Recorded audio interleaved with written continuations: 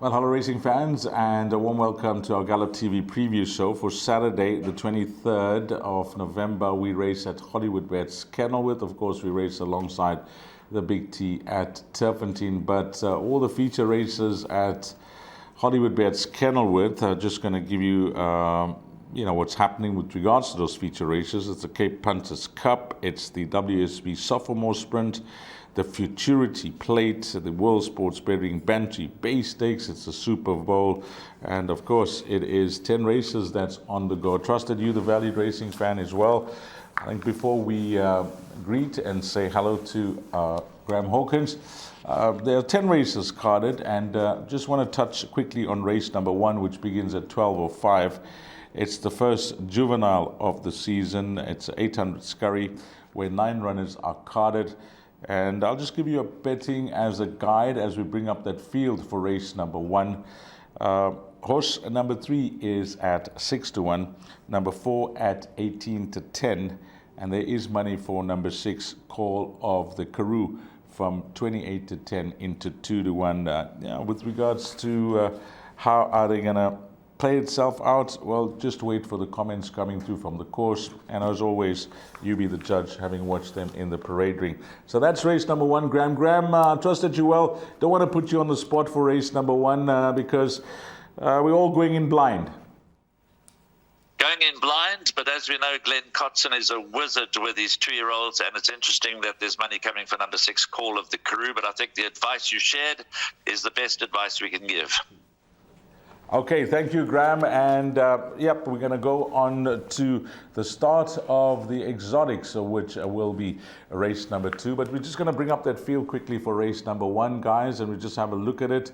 And again, it is an 800-meter scurry. The money horse is Call of the Karoo from 28-10 into 2-1. Keep an eye on number 4, Black Cheetah, at 18-10. And 9 runners will go to post. We move along to race number 2, which is the start of the exotics. It's the start of the bipod. It's over 1,400 meters. It'll begin at 12:40, 20-1. And here, Graham, at the time of recording, there are 11 runners that go to post. Just as a guide, number 3 is trading at 5-1. Horse number 7 at 11-10. Number 11 at 7-2. And it's double figures the balance. This filly from the Brett Crawford stable does grab my attention, Graham, called Sweet Conifer, but we know how good Pine Princess was, the dam, but she got 2,450 meters. I don't know if this is still on the sharp side for her, but the favorite is number 7, 11-10 from an informed yard. Stable is informed. He's, as you've mentioned, and she ticks all the right boxes, does number 7, Englefield Green. I think she is going to be hard to beat. She was a good second behind Miraculous last time out. All her form lines are pretty strong, and she gets, I think, an easier opportunity here to shed her maiden ticket. I wouldn't put you off if you wanted to bank a number 7, Englefield Green, in the opening leg of the bipod. You've mentioned number 11, Sweet Conifer. She's got the worst of the draw to overcome, and it's interesting for me that she's around 4-1 in the market, but number 5, Nemarosa, is in double figures, and Nemarosa actually finished ahead of number 11, Sweet Conifer, and the run behind Berry's Boogie. And I do think that number 5, Nemarosa, the further that she goes, the better she'll be. And I make her a live wire in this race, number 5, Nemarosa. And certainly on form, she's got the beating of number 11, Sweet Conifer, but both are open to a lot of improvement still. Number 8, Cheats and Goggles, has been a trifle disappointing, but we can also expect quite a bit of improvement from Eric Sands' runner, number 3, Russian Royal. Pretty decent debut back in August, went 3rd behind Yoleka Ding. She's been on the touchline since then. Also scope for improvement, cracked a good draw, gets the services of Gavin Larena, so number 3, Russian Royal's got to go into the mix. But I think that number 7, Englefield Green, will be hard to beat. And don't leave out number 5, Nemarosa, as far as the exactas, trifectas and quartets are concerned. Well, you heard it from Graham. Some confidence coming through your race number 2 for horse number 7, Englefield Green. And that is the horse that you can possibly bank up in the bipod. And Chad Little had a nice warm-up last weekend. It's his second meeting back, and Graham singles out that horse who did have a good finish second time out. to be an exacta play. Race number 3, start of the place accumulators over 1,200 meters, and this is a maiden plate for fillies and mares. In the third race, the scratched horse here is number 3, Graham, at the time of recording. So let's have a look at the betting. Horse number 5 is at 17 to 10, a blinker strike for Candice Bass Robinson and Aldo De Mea. Number 7 is at 6 to 1, and horse number 15, Hollywoodbets, 22 to 10 into 18 to 10. There's some money here for Tuscan Romance from the Brett Crawford stable, and you know, you don't often see this type of record, Graham, from start to now, career-wise, all seconds. Yeah, so slightly tongue-in-cheek, I guess we say. So who's going to beat number 15, Tuscan Romance, this time around? So Tuscan Romance obviously stepping back in trip the last 3 starts over 1,400 meters, now down the lane over 1,200 meters.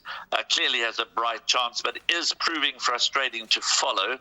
I do think that number 5, From a Distance, I recognize that she is a blinker strike and could be open to any amount of improvement. I think 17 to 10 is a little bit on the sharp side when you consider the overall form, but clearly she's got a strong chance in this lineup. I think the value lies with number 7, Hope Chest, at around 6.5 to 1. 2 good runs.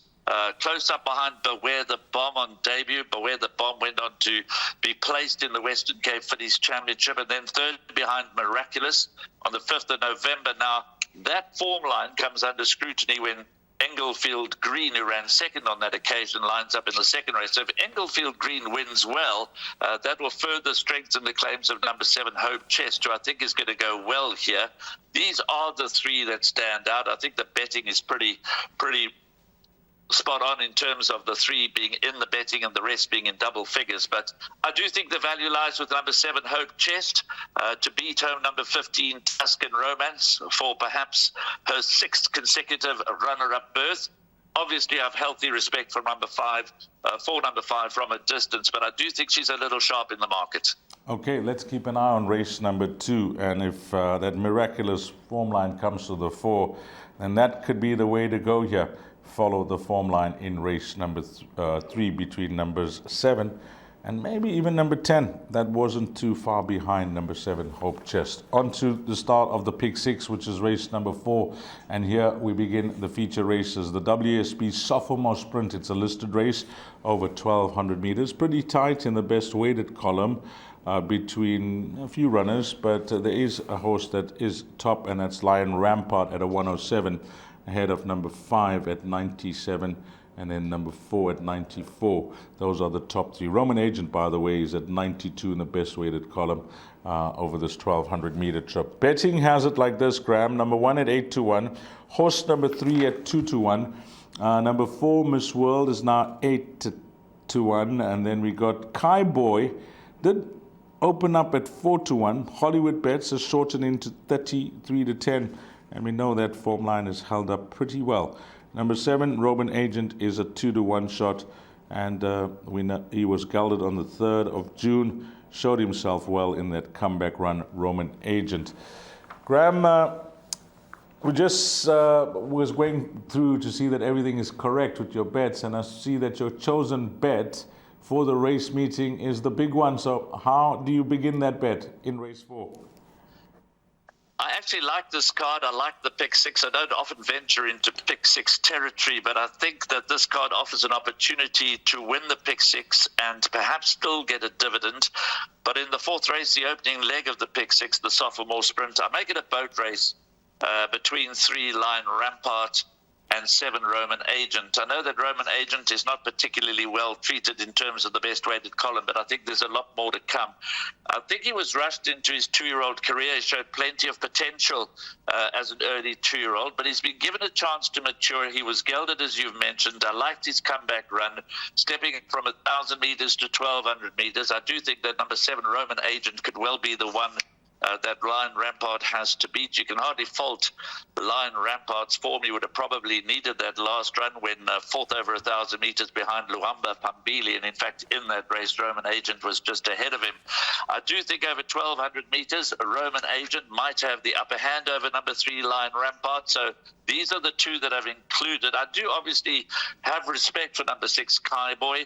His form is strong. I'm not sure whether he matches up against Lion Rampart and Roman Agent, but I've provided a skeleton pick 6, which I think will go well. But if you want to hedge your bets and not just go with numbers 3 Lion Rampart and 7 Roman Agent, I wouldn't put you off including number 6 Kai Boy, because as you say, that form line has worked out really well. On all known past form, he's safely held by Lion Rampart on 2 different form lines, but Kai Boy was also gelded not too long ago. He's his third run as a gelding, so he might well have improved. So Roman Agent for me over numbers 3 Lion Rampart and 6 Kai Boy. Okay, 2 runners for Graham, 3 and 7, and if you want to include one more runner, he's suggesting that money anti-post on number 6 Kai Boy could be the way to go. So that's the suggestion in leg 1 of the pick 6. Jackpot 1 begins in race number 5, WSB Bantry Bay Stakes. It's over 1,100 meters.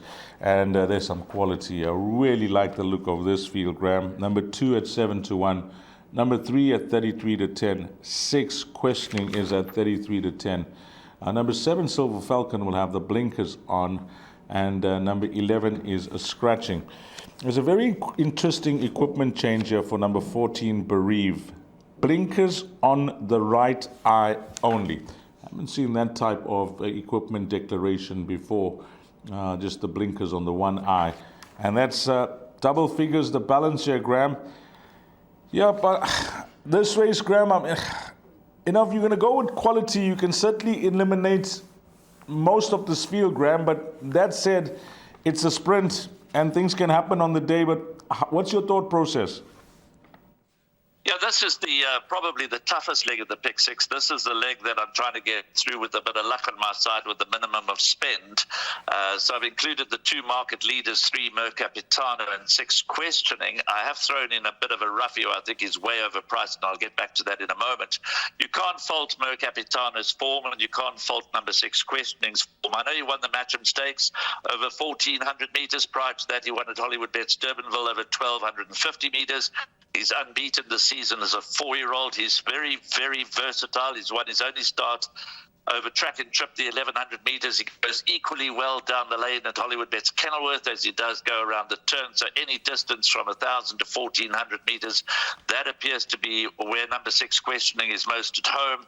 And he's, Vaughan Marshall is in top class form. He won last week again a feature race, and will be looking to go well here with number 6 Questioning. So he is certainly the one to beat, but it's no one-horse contest. As you've mentioned, it's pretty competitive. As I said, this is probably the toughest leg of the pick 6 if you want to try and get through with minimum spend. I do think that number 3 Mercapitano offers a good backup to number 6 Questioning. He's got top class form, and if you go back to the run on the 2nd of June when he beat Questioning by lengths and a half, he's only 1.5 kilograms worse off for that, and Richard Ferree's back in the saddle. So the combination of Richard Ferree and Mercapitano are unbeaten. Richard's ridden Mercapitano twice for 2 victories. So clearly, definitely one for the shortlist. You had to like the way he was running on in his seasonal debut over 1,000 meters behind Dance Variety. And on that form, he's got a couple of these well held. But the runner that I think is overpriced, and I'm certainly including, is number 8, Outlaw King. Now, he takes on a competitive field here. He was a very good second behind Raskova over 1,400 meters last time out. He was 6th behind Questioning in the Matcham Stakes, where he was well out at the weights. He has his 3rd run as a gelding. He's carrying 58 kilograms. I think he'll appreciate the 1,100 meters at Hollywoodbets Kenilworth. And if I'm going to throw one of the other runners in, then it's definitely going to be number 8, Outlaw King. Not that the winning claim stopped there. The Real Prince is an interesting runner, very lightly raced. Dean Cannemare suggests he might need the run and further. The stable companion is probably more interesting. Number 10, Cosmic Highway. Gavin Lorena's picked up the ride. Ignore that last run, obviously. But when judged on his 1,200-meter run in last season's Diadem Stakes, less than a length behind Thunderstruck, we know that Cosmic Highway is a sprinter of high quality. So he would not be a surprise when winner here. And then you mentioned Bereave, the blinker on the right eye only. Well, Adam Marcus has been trying everything he can to prevent the horse from hanging towards its outside, which he does habitually in all his races. So this is something that they've worked on back at home. They've experimented with it, and they believe they'll get Bereave to run straight. And we know that at his very best, he's a talented sprinter. He could be held by both Questioning and Mercapitano.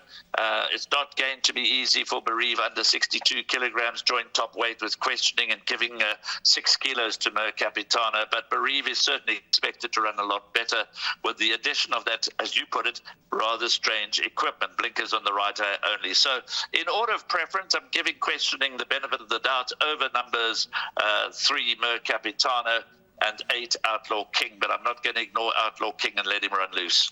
Okay, Graham's got 3 runners there, 3, 6, and the ideal result for the exotics will no doubt be his Ruffy. And 12 to 1 is the price, Graham.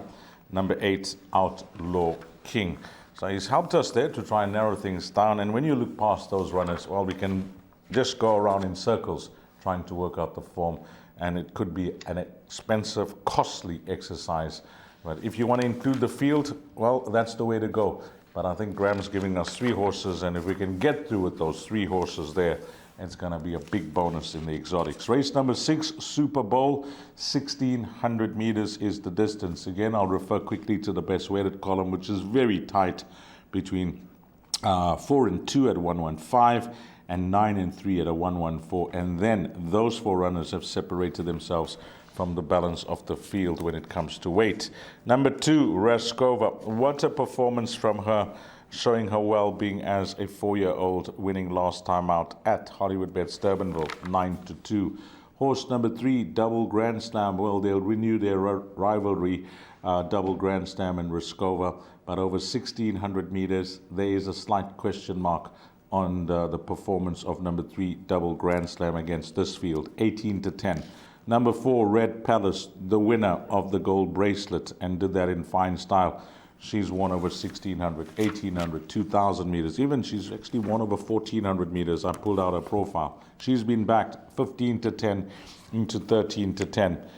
And then it's double figures, the balance. So, Graham, are we going with the class here in the best weighted column? The only runner that I haven't spoken about that features in that best weighted column is Sarki, number 9, who's also talented, but this may just be on the sharp side for her. How are we looking here, Graham? Can you narrow this down as well? Are we going with the cream? Definitely going with the cream. It's a summer bowl, and it's attracted a terrific field, and many of these runners renewing rivalry, and there's lots of collateral form to go around. My top choice would be number 4, Red Palace.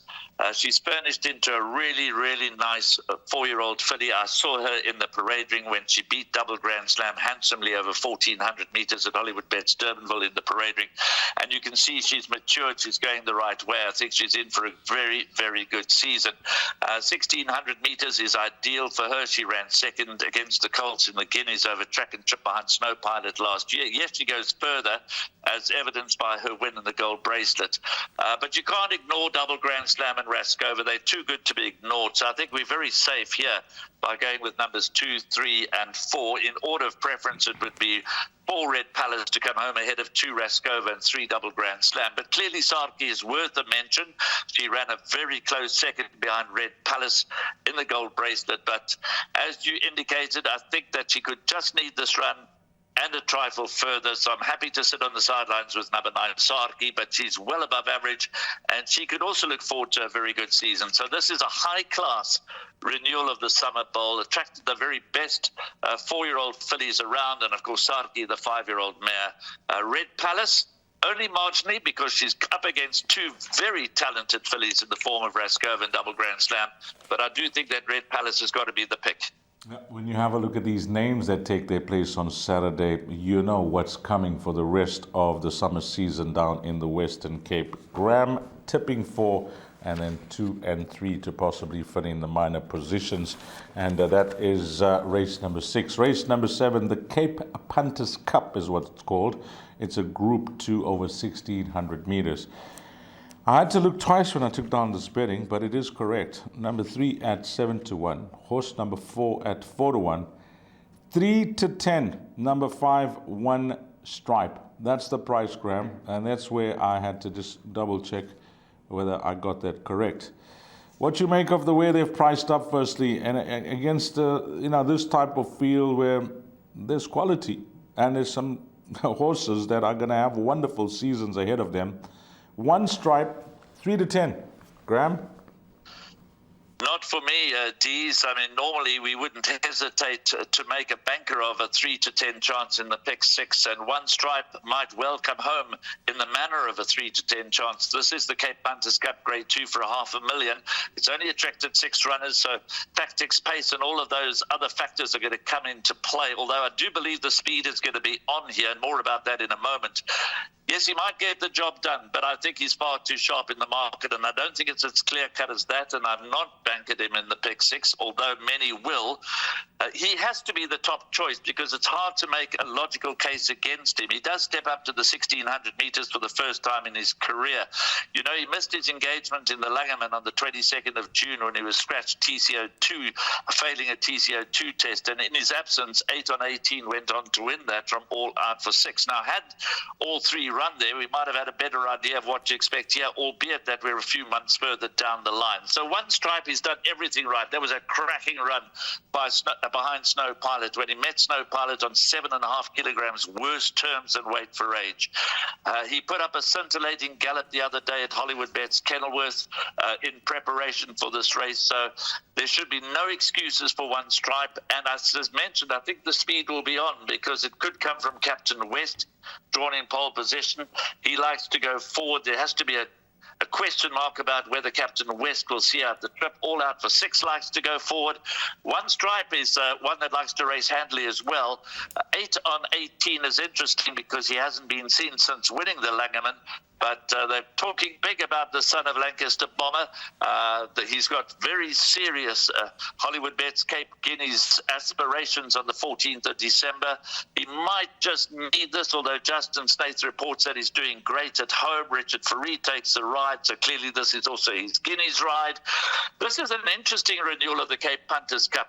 The numbers are small, but the quality is big. On My Honour's done nothing wrong. He's the only one to have won over 1,600 metres. He's won his last 2 over 1,600 metres, but clearly it's going to be a much tougher test for him than the Racing Association Stakes at Fairview on the 25th of October. But 1 to 3, I'm not sure that fairly describes how open and competitive this race might yet turn out to be. Of course, I could have mud all over my face because 1 Stripe might come home 4 or 5 lengths clear of the balance of the field, justifying being that short in the market. But I'm playing it safe.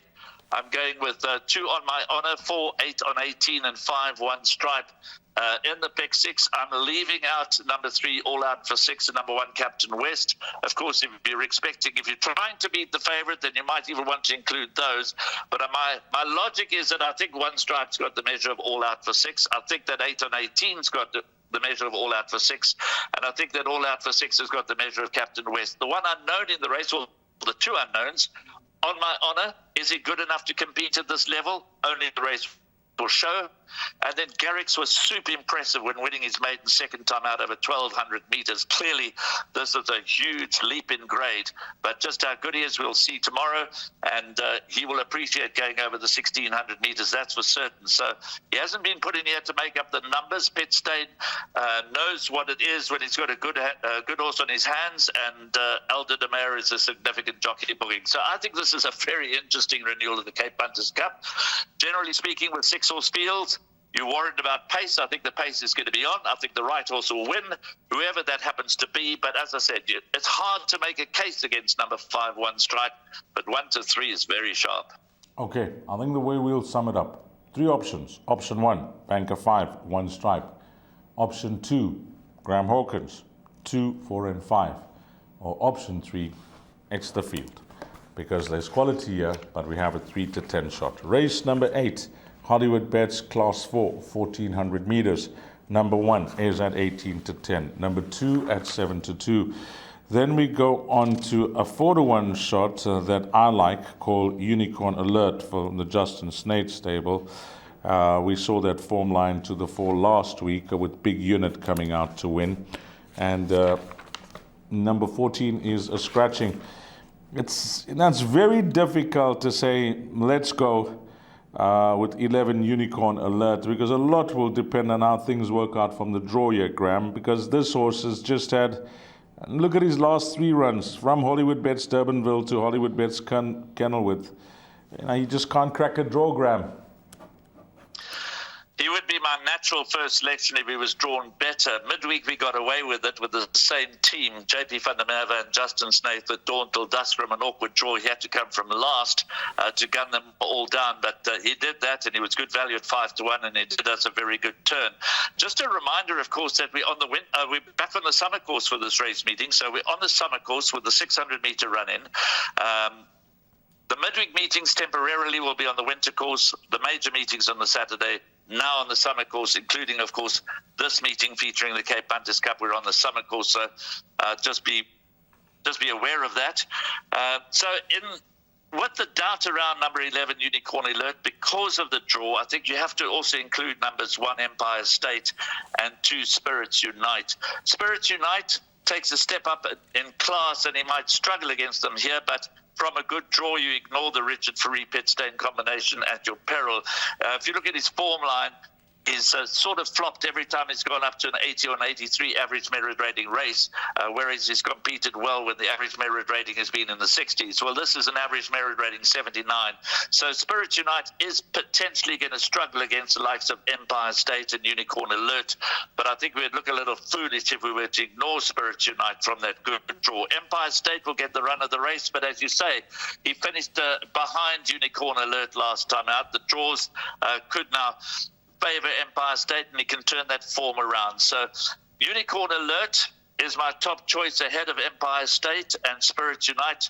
Unicorn Alert, despite the fact that we're on the summer course and the straight is a little longer, is going to need a little bit of luck, but JP van der Merwe is in terrific form and riding with a lot of confidence. So 1, 2, and 11, those are the 3 that go into the players for the pick 6, and I'd be very surprised if we went out. Yeah, I agree with you there, Graham. Aristotle, form line, back up number 2, Spirits Unite. I think we're safe here. Those 3 runners look good enough there.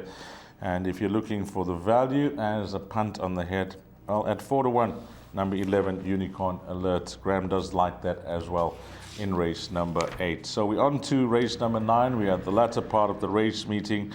Number 2, 22-10. Horse number 5 is scratched. There will be adjustments. That was priced up at 11-2. I took down this betting prior to the scratching. 6 at 5-1. And then we got number 2, Future Frequency, at 5-2. We'll see after the scratching how much shorter that will be in the betting. So, Graham, your suggested bet is the pick 6. You're going, and it's the last leg now. How confident are you with the numbers that you are going to suggest that we're going to catch it?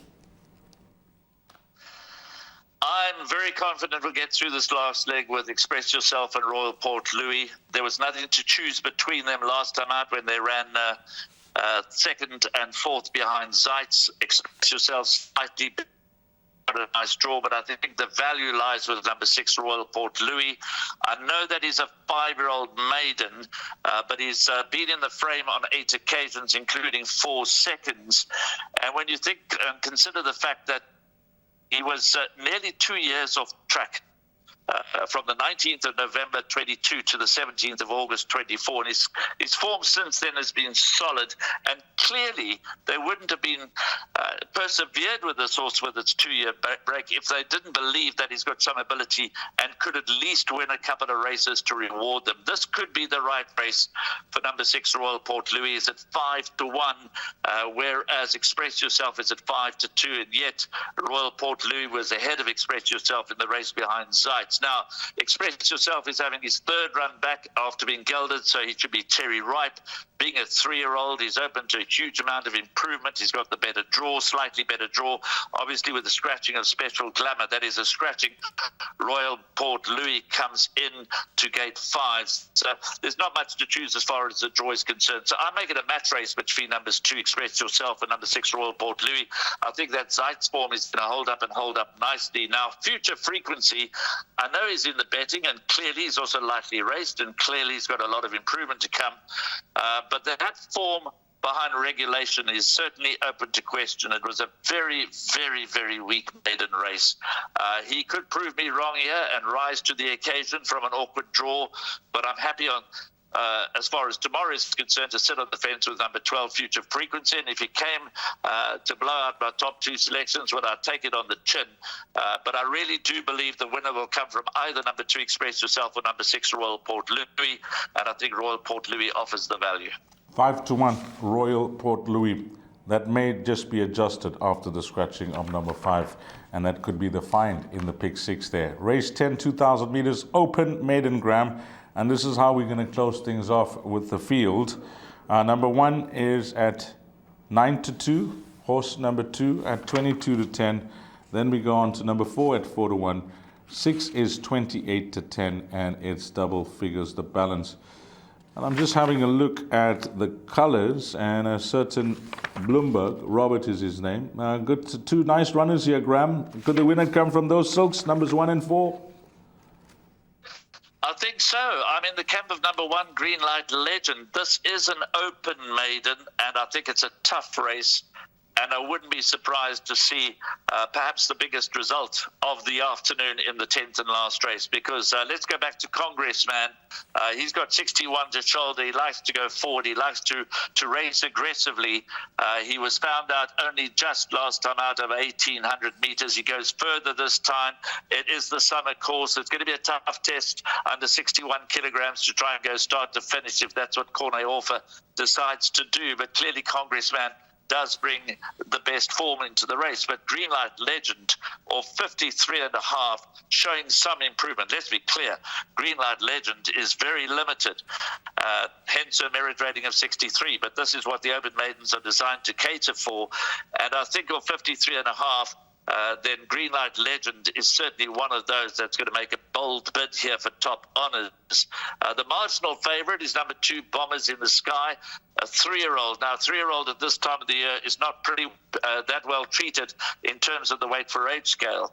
And Bombers in the Sky is certainly not well weighted with number 1, Greenlight Legend, but he's an improving son of Lancaster Bomber. In fact, he was in the Zeitz race. He split Express Yourself and Royal Port Louis go head-to-head in the previous race. I'm expecting that form to hold up, but that doesn't alter the fact that Bombers in the Sky faces a tough task at the weights here, even against Congressman, who's a year older.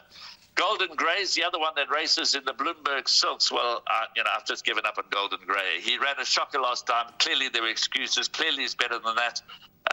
But if he wins without me. Can he get into the mix? Of course he can. Global Reef, interestingly, Kelly Mitchley has a few runners in town, and this one cannot be ignored. Again, I go back to the fact it's an open maiden, it's a weak race, and he's been pretty consistent in recent times, but obviously coming into town from Port Elizabeth to Cape Town is not easy, so we'll have to see how Global Reef goes, but don't ignore his chances as far as trifectas, quartets, etc. are concerned. And then past and present steps up steeply in trip. He goes up from 1,400 meters to 2,000 meters.